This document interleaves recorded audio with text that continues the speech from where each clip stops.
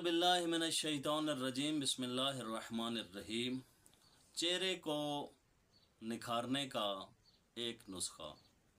मोमिनीन कराम, कोशिश किया करें हमारी वीडियो पूरी देखा करें। दुआए खुदावंद मुताल आपको हमेशा सेहत सलामती और दराज़ी उम्र अता फरमाए। चेहरे को निखारने का आपको एक नुस्खा बता रहे हैं। तो याद रखिएगा, हम लोग मादी वसाइल के ऊपर ज़्यादा डिपेंड करते हैं, उनको ज़्यादा इस्तेमाल करते हैं, जबकि हम तालीमात कुरान और फ़रामीन मासूमीन अलैहिस्सलात की रोशनी में अगर देखें तो बहुत सारे ऐसे नुस्खे हैं जिसकी वजह से आपके चेहरे की रौनक बहाल हो सकती है। जैसा कि एक शख्स रसूल खुदा सल्लल्लाहु तआला अलैहि वसल्लम के पास आया और आके कहने लगा कि या मौला, मेरा रिज़्क बहुत कम है। तो रसूल खुदा ने फरमाया कि वज़ू किया करो। क्या किया करो? वज़ू किया करो।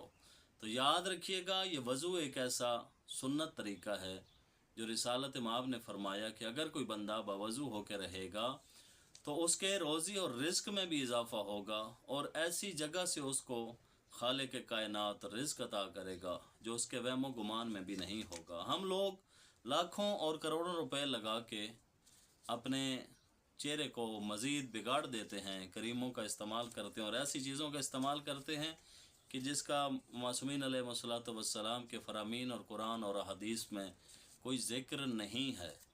तो याद रखें, फ़रामीन मासूमीन अलैहिस्सलाम पढ़ें और रिसालत माब अलैहिस्सलाम के बताए हुए अगर आप इस तरीके पे अमल करेंगे, चूँकि 80% जो इंसान की बॉडी है उसका इन्हिसार पानी के ऊपर है।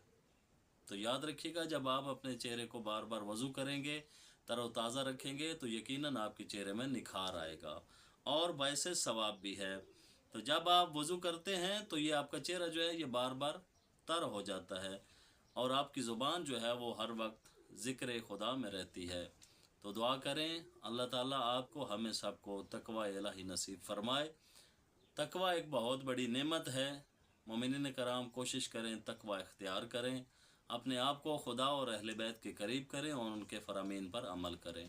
वज़ू किया करें, ये आपके चेहरे के लिए इंतहाई मुफीद है और 10 साल इंसान बाकी लोगों की निस्बत अगर वो वज़ू करता है तो ज़्यादा जवान नज़र आता है।